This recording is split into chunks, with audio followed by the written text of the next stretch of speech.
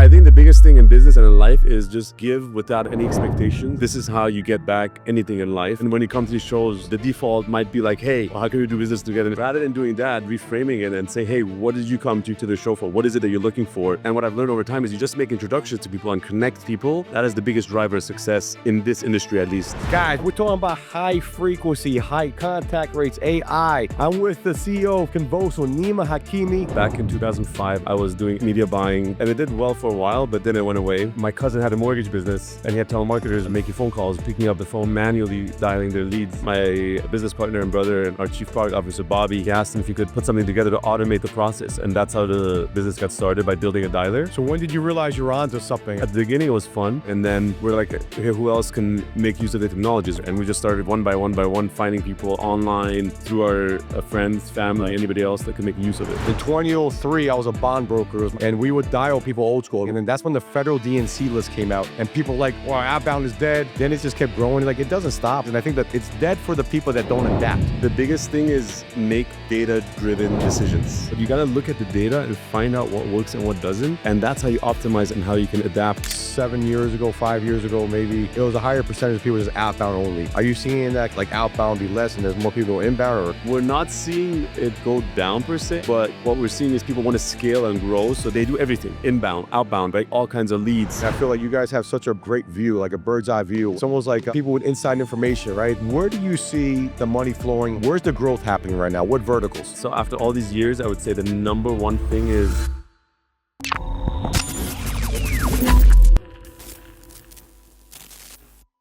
guys, we're ending day 2, Contact.io with a bang. We're talking about high frequency, high contact rates, AI, ignitions. I'm with the CEO of Convoso, Nima Hakimi. Great to have you on the show. Let's go. You know what's crazy? You were one of the first interviews we did on the Elevation show. We did like a short interview. It was at Lead Gen World. And hey, I made you mean the first or second we did. We're like, yeah, let's do a quick one right here, on the spot. And you had a meeting. You were like, I got a deal. I got to be on a big call, man. Did you close that deal? Probably. Well, that was a while back, but I'm like, I gotta come back. We gotta do the real deal. Yeah, this is the real deal. Yeah, that was like a little dip in the water, or dip our toe in the water. But I'm really glad to have you on the show because, man, we've been partnered with Convoso for a long time. Use your dialer, had a lot of success with it, especially in the home services space. We were at one point, solar's gone completely. We'll talk about that stuff, but at one point, we're the #1 solar transfer provider in the country, right, for a couple of years. And we wouldn't have been able to do that without Convoso, without your customer service, without the call cadences, and things have evolved. You guys have even taken it up another notch. So I want to talk about that. But before I do that, I didn't realize that Convoso's been around since 2006. I mean, I think when I first met you on one of these shows at 2019. You guys have a great presence. So, what was the whole like light bulb moment? Like, I want to, why start a dialer? Like, what? Yeah. Calls all that? Yeah. I mean, it came out of nowhere. It was never planned, Back in 2005, I think I was doing ad tech, media buying, that kind of stuff, affiliate. Boy, you were a media buyer? Yeah. That's crazy. I had no idea. Yeah. We had an ad network and it was banners. Essentially, that's the business that we were in. Yeah. And it did well for a while, but then it went away.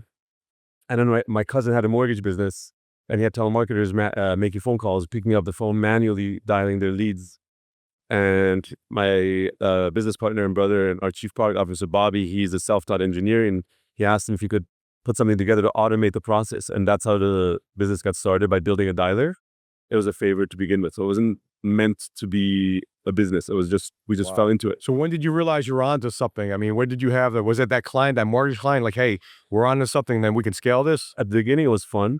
We're like, let's just do this to help out a family member. And then we're like, hey, who else can make use of the technologies? Voice over IP, making calls through your computer back then nobody could do it. It was Vonage was the only company that, could make calls like that. And so we just started reaching out to people on our network and figuring out who could make use of the dialer. And we just started one by one, finding people online through our friends, family, anybody else that could make use of it. So I would imagine you were in SoCal at the time, right? Yeah. So SoCal, obviously, I mean, I'm sure back then a lot of mortgage call centers, right? I know debt came vertical like 2007, 2008. A lot of stuff was out there, loan remod. So that proximity really probably helped you out, right? Oh, back then, everybody was doing mortgages, loan modification, refis. I mean, this is before 2008 and the crash happened. Everybody and their mother was setting up shops like that. That's awesome, man. Let's fast forward, right? And I can't emphasize enough. We talked about 2006. I was running a student loan consolidation call center. I didn't own it. I was an employee. And what made us so good, and I think you get a bird's eye glimpse at, who's really doing things right. What made us really good is that we had a call center with great culture, great training, and our dialer was so optimized. Like, we had an internal guy that was able to do all these cadences. Our speed of lead was within seconds, right? And then that gave me a competitive advantage when I started to sell leads, because I would actually go into my clients, I would consult for them, right? So what's the commonality you see with is it Good ones that work. yeah, the ones that work? Because at the end of the day, I can't emphasize, as a lead, someone that sells leads, if they're not working the leads right, they don't have the right dial, they don't have all the components, like, it's not going to work. So after all these years, I would say the number one thing is have dedicated resources specifically for the dialer. You'd be surprised how many businesses have someone that's wearing multiple hats, and they're managing the dialer and also talking to their agents and looking at the leads and buying leads. And it doesn't do well when you're just all over the place. You have to watch the dialer and optimize in real time. Yeah. Right. If a certain lead source is not converting, don't keep dialing on those leads. Turn it off, turn another source. And there's a lot of ways to do that with automation, but you got to watch the system. And a lot of people think you can set it and forget it. And that's just not how a dialer works. I saw that in our call center in South Carolina, we had someone dedicated to it, and he would watch that almost like a day trader. It's exactly Yes. what it is, a day trader. That is if you want to find a good admin or manager of a dialer, look for someone who's been a day trader. Yeah, or playing video games, like they're hooked on the screen, and they know the importance, because a little tiny percentage, 0.1% on a daily basis, it could be millions of dollars a year. Literally, you just said it exactly how it is. That fraction of percentages in a call center with hundreds of thousands of calls on a daily basis can make or break your campaign. And so I think that's the thing that gets lost with a lot of call centers, is that they're just kind of like throwing everything at it. And back then, you could do that. You could just dial and make, tons of calls, and people would pick up. But nowadays, with the call ID, with the spam telemarketer, that strategy doesn't work. And you got to change the game up. And it still works. People say outbound is dead, inbound. Listen, inbound is great too, but outbound and inbound, if you can do together, is how you can really scale. And it's a matter of just figuring out the different pieces that you got to do to make it happen. Yeah, I'm glad you said that, because, I've been doing sales and call centers and leads for a long time. In 2003, I was a bond broker. It was my first job out of college, right? And we would dial people old school. We had to make 300 dials a day. And then that's when the federal DNC list came out. And people were like, well, outbound is dead. This is going to kill it. But it went back stronger. You saw the whole mortgage thing in late 2007, 2008. Then it just kept growing. Like, it doesn't stop, right? Even with all these other things. And I think that it's dead for the people that don't adapt, that aren't, you agree. And then what's the commonality between the people that did adapt, and the ones that are having success versus the ones that aren't? The biggest thing is make data-driven decisions, right? Like, you can't just blindly do things and just say, hey, let's buy more leads, let's get more agents. We see this mistake all the time, where people are like, I want the data to get cranked up and make more calls and get more connections. So they throw more agents on it. And then when it comes to the leads, they're not getting enough leads. But you got to look at the data and find out what works and what doesn't. Like an analyst that really looks at the results on a daily basis. And that's how you optimize and how you can adapt when we're saying, hey, people don't pick up the phones. They do. You just have to know how to set your campaigns the right way, the dialing cadences. There's no magic bullet where you can just put a formula in and say this formula will always work. It changes with time, right? Do you try text messages, try emails, try maybe, dialing on certain lead sources at certain times of the day, look at which agents work well with certain lead sources. Don't put everybody on the same, leads. Look at that and measure it on an hour by hour basis, and you can find the right formula.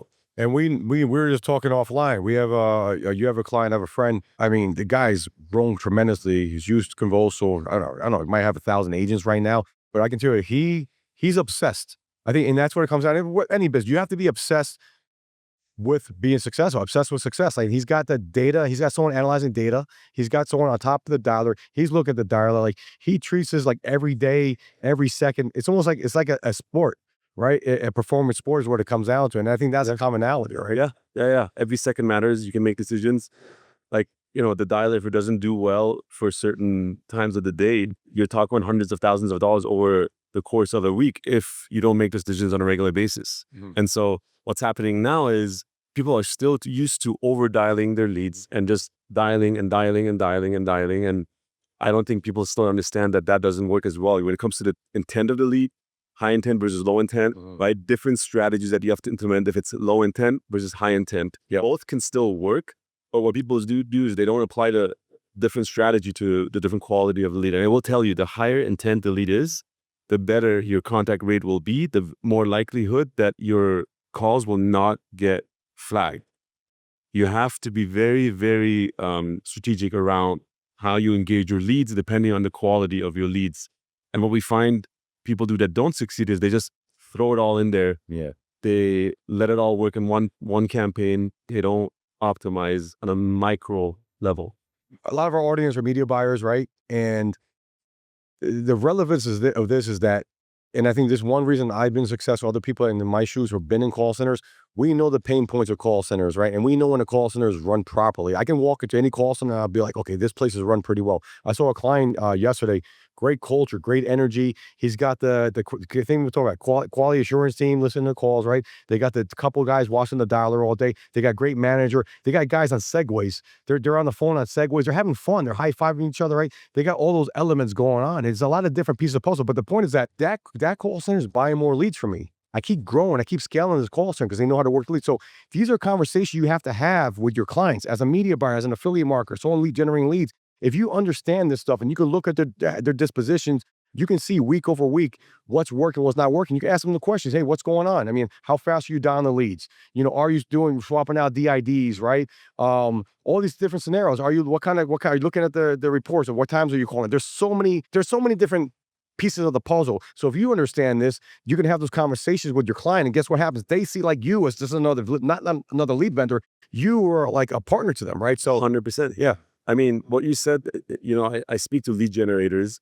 There's a media buying side of it. There's a lead generator. And I always ask them, do you know the technology that your clients are using to convert those leads, right? Like, what systems are they using?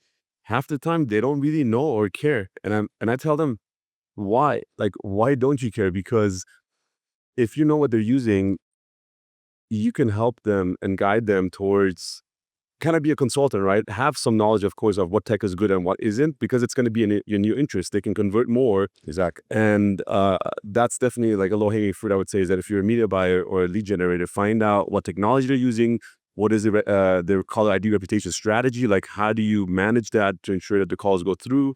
What is your coaching strategy around your agents? Where is your call center located? Yeah. Because sometimes, believe it or not, call centers within the US, the agents convert better than offshore. And other times it doesn't. But understanding those and asking those questions and guiding your partners would make a noticeable difference. Yeah, I have a good story to share with the audience that tells a good tale about this. We had a mutual client, I don't know, maybe 2-3 years ago. They were looking at costs, right? Like, hey, we want to cut costs, right? We're growing, but we want to get our EBITDA better, or net margin. I think they were looking to exit the company. And one thing they did was they use a dialer, and this affected me because they use a subpar dialer is what happened, right? So anyway, I was on a rev share campaign with these guys. It was going good for me for like, I don't know, 3, 4, 5 months, making, I don't know, 50,000, 80,000 net profit a month, like clockwork, right? And then all of a sudden the performance went to crap. And I didn't know why nothing didn't make sense. And they weren't sharing me the disposition, something was off. And I found out later that they had switched their dialer. They did something stupid. I'm like, what did you do, guys? This makes no sense. So I advocate, listen, you guys got to get on Convoso. Because and it's costing me, because I went from my company, I went from doing whatever I was doing in terms of net margin to, we got compressed. We went from like 50, 80,000 a month to like 5, 10,000, Wow. right? Which was huge. Yeah. So with that being said, they went to Convoso. Guess what happened? I was back to where I was. I was doing even more. I was doing like 80,000, 100,000. You remember that, right? I do. And it was like, Yeah. and it was like, I was annoyed because I'm like, guys, like, you have to let me know too, because I'm a partner with you. I can give that data to somebody else on a rev share. So that's what I'm talking about. As media buyers, as someone selling leads, you got to understand and get good communication. And as someone that's actually working with companies like us, you have to communicate, because if you don't, no one's going to want to sell your leads. Yeah, over communicate Like crazy. Yeah. Find out what tech they're using. Look at the numbers, look at the metrics. Or if you're the call center operation itself, look at the CPA on a lead source level and optimize your campaigns every day according to that. Look at what your CPA is. If you're a call center, you might be buying or generating leads from like 20 different sources, right? So different sources will perform differently during different periods of the week, the month, and you want to really emphasize the attention that they pay on the metrics, on their leads, and their agents constantly optimize and figure out how to get the better agents on there, get the better lead sources on there, and do that on an ongoing basis, and you'll be successful. Yeah, and also work with a company. I can speak accolades about Convoso. I've seen you as a client. I've seen what you guys do. You invest money into learning about new technologies. You do like retreats, and you have get-togethers on the West Coast, East Coast. I've been to several of those where you get our opinion. Hey, what's working, what's not working? What's your opinion about this? We're gonna try this and da da da. So you solicit the customer feedback, which I think is big. Oh yeah, I mean the customer's voice towards is very important, right? You guys are in the business itself. You're seeing the day-to-day. And those conversations guide us and the product roadmap in terms of what we're building and how we're building it. Without it, I wouldn't say we would have been as successful to be where we are at today, because every time there's a change in outbound or something, everybody's like you said, like, oh my God, outbound is dead. But for us, we use it as an opportunity to grow and been able to continue to grow over time. Yeah. So it's always worked out really, really well. So let's talk about the evolution, right? You have Convoso Ignite. I'm sure there's an AI element to that. So let's obviously talk about that, because at the end of the day, listen, it's outbound calling. It's become more challenging, right? But you have to adapt to it, is what you got to do. So what are you guys, let's talk about the Convoso Ignite and how that's helping your clients. Yeah, so one thing that I don't know if a lot of people understand, on the outbound side, the telco carriers, they don't like the short duration calls. They don't like what they call it last 6 seconds, 12 seconds, because that's what the dial is all about, right? Keep calling. If it's a voicemail, hang up and keep going. And so that causes the duration of the call to be very short. Whereas a carrier prefers a call that's more conversational. Like if I call my wife, I'm going to have a conversation, or 2 minutes, whatever it is, it's a lot longer. They prefer that call. So because of that, you have to, on our end, we got to get smarter with routing the call. As a business, most dialers will implement what's called least cost routing, which is routing the call to the cheapest carrier so we have our margins. That is the model that everybody uses today, and that doesn't work anymore as well. The new model is you got to route the call to the best route available regardless of the cost to ensure you complete the call. Okay. Because there's a capacity limit of how many calls you can send to certain carriers. So that's something that we pride ourselves on how we're adjusting, making sure that we're routing call through the best carrier. And then for Ignite, when it comes to call ID reputation, most people today, what they do is they have this phone bank, is what I call it, right? They set up a bunch of phones. They call those phones with the caller ID to see if it's showing up as flagged or not. One, telco carriers don't like that. You're violating their policy. You're not allowed to really do that. So that's a strategy that if anybody implements, you could be shut down at any given moment. And now you're in the dark around your call ID reputation for your numbers. Second, we discovered over studying hundreds of thousands and millions of calls that it's not black and white if a phone number shows up as scam, spam, or telemarketing. What happens is T-Mobile might show us up as scam, AT&T might show it up as clean, and Verizon might show it as clean. But not only that, Verizon, if you're calling leads in 818 versus a 954, versus 333, for some of those area codes, it might show up as clean and others as a dirty, as a flag number. So what we've discovered as a result of that is that you have to score these numbers. They have a health score, the DID itself. And we do that based on AI and proprietary information that we have, where we, based on the calls that we make on your account with your campaign, we tell you what the score is in real time, and we use the best number on your account available for the lead to get the highest contact rate possible. So if there's a DID with a low score, it will not use that DID to make a call out, and that's how you maximize your contact. Got it. Do you have any success stories or any KPIs of how before and after is like? Yeah. So what we've done is we put you on a split test, right, where 50% of your calls are going through a standard way of dialing and the other 50% go on Ignite. So you can see for yourself, is this actually making an improvement? And we've seen a few things happen. One, we've seen an increase in contact rate on 15 to 30%, sometimes even higher. And then it's the success rate also has increased. What I mean by that is the conversions essentially, right? And it's interesting. And I got to think, why did the conversions go up? Because if you're getting on the phone, either way, the conversion will be the conversion. But what I think what's happening is some people still pick up the call if it says scam or spam. Yeah. But once you get a call that says scam or spam, you're going to be skeptical, right? So you're not going to want to buy whatever it is that they're selling if that happens. So because Ignite is showing up the call as a clean number, you're more likely to buy and trust it. And last but not least, you're making fewer dials per transfer, or if you want to call it, which is a cost saving, and it's just more efficient to do that. And yeah, it's been pretty successful so far. 9 months in the making to get here. It's been brutal, but we're excited at the uplift it's going to do for our customers. Yeah, I remember you guys talking about it. I don't know, man, that was a year or 2 years ago. We were like, so we're in Vegas, and you were doing, talking about release this, we're release that. I know you guys have done a lot of adjustments to it. So congrats, because I know it's a big undertaking. Thank you. Right. So we've been talking a lot about outbound dialing, right? But that's not what everyone, not 90, I'm afraid 90% people are outbound dialing, but you have this a group that they're taking inbound calls, they're doing a combination. So what is Convoso doing on that side of things, on the pay-per-call side? So we have an AI agent that's voice-based that can, on the inbound side, qualify the lead, right, and ask some questions and then transfer it to a human agent on our platform or to an external number that you want. On the outbound side, it could do a qualifying of the lead as well through voice or SMS going back and forth. And so it's all built inside of the platform that you can use either within the platform or independent of each other. Are you seeing your clients? I mean, I would imagine, I don't know, 7 years ago, 5 years ago, maybe, and the breakdown, but it was a higher percentage of people just outbound only, right? Are you seeing that kind of not normalize? Are you seeing like outbound be less and there's more people doing inbound, or what are you seeing?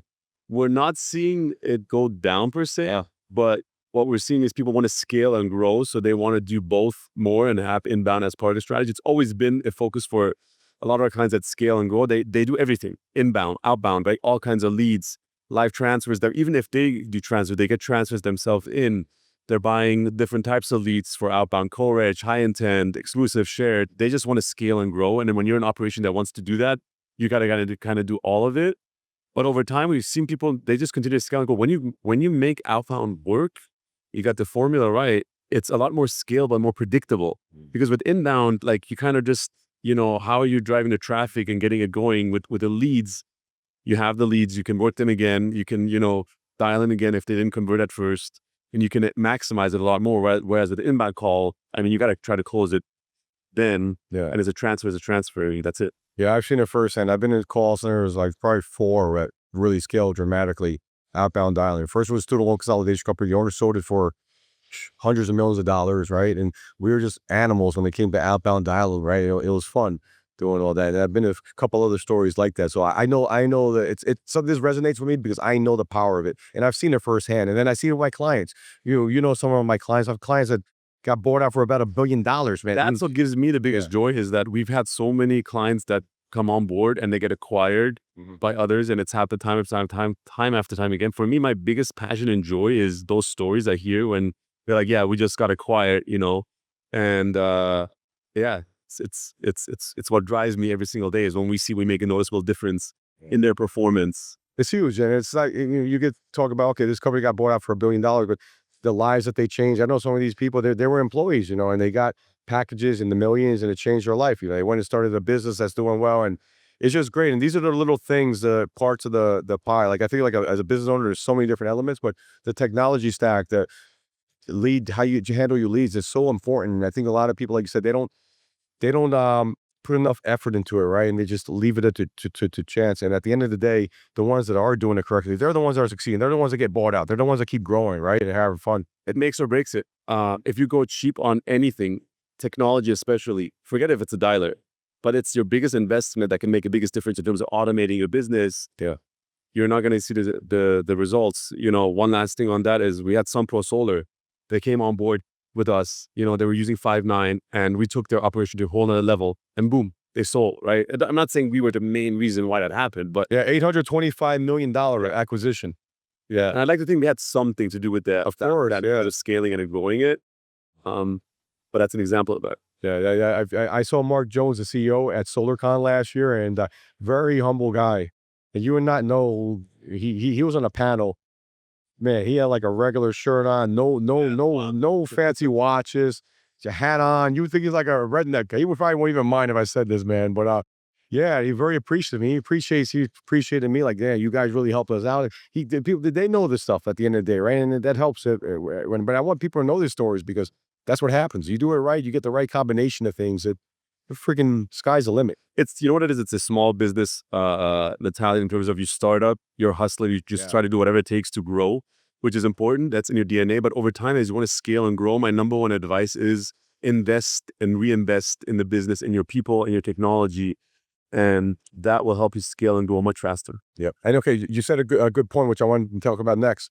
Invest in your people, invest in your technology. I feel like your team, you do a great job in reinvest. You're at all these shows. You throw a lot of events. I know we co-sponsored many events together, and you really have a good. That's like a mantra for you guys. Game changer. I would tell you, for the first 10 years of the business, we would never exhibit it at a conference, at a trade show. Never. Biggest mistake ever. Right. As soon as we did, we were on the map and people knew who we were. And it made a world of a difference. And so I would say, you got to just reinvest. You got to come to the shows. If you can't afford exhibiting, you don't need to necessarily do that. Network, talk to people, right? You talk about this all the time. I mean, it's the power of networking. We're just getting to know everybody and building trust over time and relationships. And it really pays dividends over time. Yeah, you guys have a good template, and I learned a lot. That helped influence what we're doing with the LFG show. I remember I was on a podcast or webinar we did with you guys. Right? I did one with you, and you guys posted it online, and man, I got a lot of love from that. And I got business off of that, And I think I probably did 3 or 4 webinars. We did panels together, right? Yeah. So that's just a beauty, And it wasn't fluff. I was using the dialer. I was growing with the dialer, and we just blew up in the home services space as a result. So, but it was a win-win. And I saw how you guys did. So I started to do more. That pushed me. Hey, let me do more of this, And then those are the little things that, lead to where we're at now. And I think if it wasn't for those experiences, maybe the LFG show wouldn't be here. I don't know if I'm sure you've done that for other people as well. I think the biggest thing in business and in life is just give without any expectations, right? This is how you get back anything in life. And especially in business, if you can just help others out.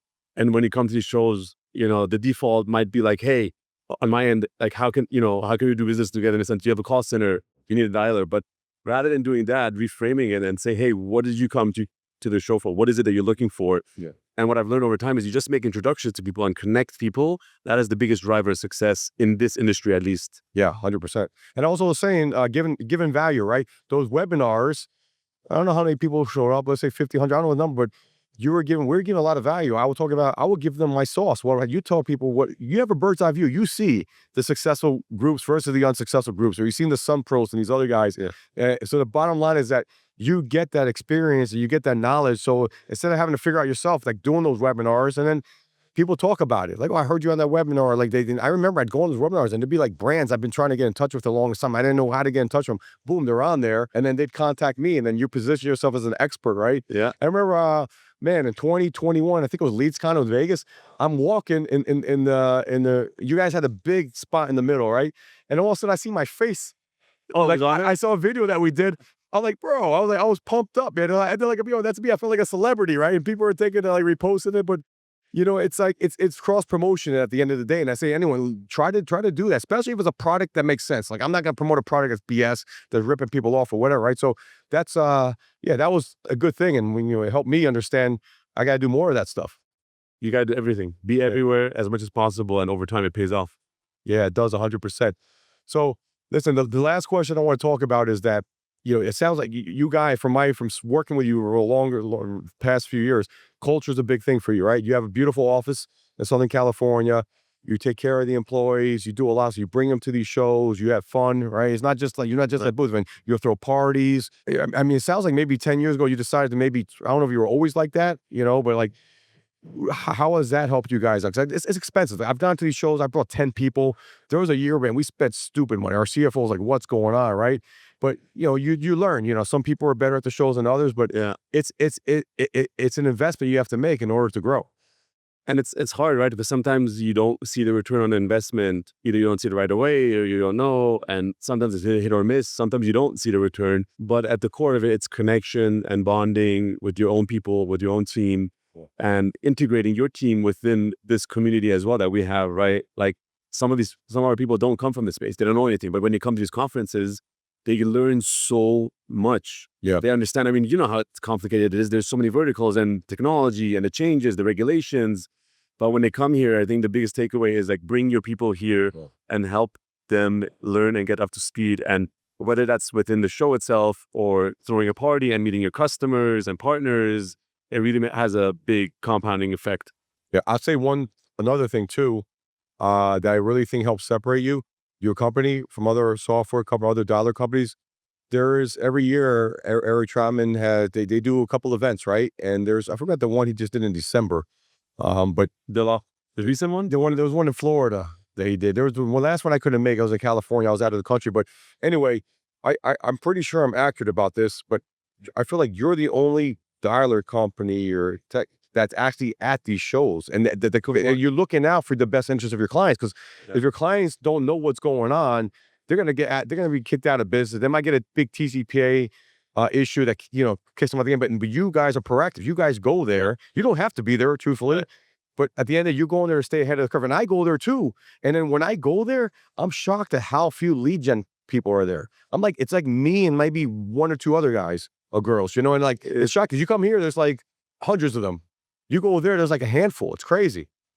We're all in our own bubble, right? I think some people, and some are maybe ignorant, or they think it's just all going to be fine. But if we're all more proactive, joining boards, whether it's the board of Reach or other associations where you stay near everything that's happening so that you can be proactive, we will be in a lot better position where we're not always caught with like changes that are happening, whether it's with CMS and Medicare, right? Joining IMC or different places like that, where you get to hear what's happening ahead of time and the changes you can make. For us, compliance is everything as a business. If we're not compliant and we don't help our customers stay compliant, you're not in business. So Yeah. it's a matter of doing the right thing, helping the customers that we have, and making sure that the consumers that our customers are dialing on also are treated the right way. I love it. Yeah. And listen, all that stuff pays dividends, right? You might not see it right away, but it pays dividends. I really believe that. Final question for you. Again, I feel like you guys have such a great view, like a bird's eye view of what's going on. You could probably, it's almost like people with inside information, right? They talk about like Congress and these people are making all this money because they know what's going to happen, right? Now, I'm not saying that's good or bad. I'm not judging any of that, but the bottom line is, where do you see the money flowing in Legion in terms of where's the growth happening right now? What verticals? That I think about it. Really, is that? Oh, okay. With that side, with ACA changes, it's interesting, right? Because a lot of people are going from ACA to Medicare, as we were seeing, and trying final expense. Yeah. Final expense is a little tricky. You hear a lot of people trying it out, but succeeding, a little bit of a different story. Auto has picked up a little bit, and given the states that have allowed them to raise the rates. So a little bit of there, I would say. Mortgage is gonna pick up soon. I could see that happening, but debt, I would see is a big one. And then all the other ones like health insurance, private, under 65 continues to stay consistent. That's interesting, because I know so many people, including in my company, man, they struggle with that. They've struggled to keep it consistent, and maybe there's something they're probably not doing right. And I think maybe the key is, from hearing you speak, is that maybe I think a lot of companies or lead generators are relying on pay-per-call for debt, and some guys have it, some don't. But I think it's a little bit harder. But when it comes to outbounding the data, whether it's co-reg data, whether it's web form data, I think web form data is making a comeback. I heard of that. So I think that maybe that's what it is. Maybe the companies are having success. They have a lower cost acquisition. And I'll use home improvement, solar as an example. The lowest cost of acquisition is door knocking.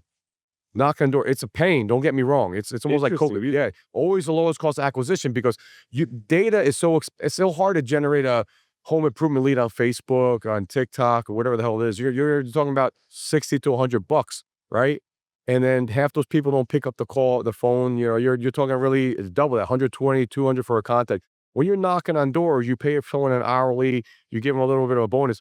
That cost of acquisition to acquire a customer is like 70% less, right? But it's hard to scale a door knocking team, because it's like you're getting beat up all day long. Like, I cold called, I could do that all day long. But door knocking, one time I did some political thing, man, that was hard. It's not for the faint of the heart. Yeah. But the point I'm trying to say is that I think what's working probably is that these call centers in debt, they're probably doing those kind of like lower intent leads, but they're dialing it properly, and they're getting that lower cost acquisition. That would be my guess. Maybe that's what's working, because I tried the other way, where we were in pay per call, and we had some good months that were, we killed it, and we just couldn't keep it stable. And I know a lot of people, they got carried out. Version of problem, or what's the? Yeah, it was just too expensive to generate the lead. Maybe it was very saturated in terms of a pay per call perspective, but I'm thinking probably these guys that are making it work, I would bet that they're doing some sort of low intent strategy with like a lower intent lead, and they got some credit scoring thing on the back end that's helping optimize it. So that's probably what I would say. But I was surprised to hear you say debt. I thought you would say some sort of insurance, final expense.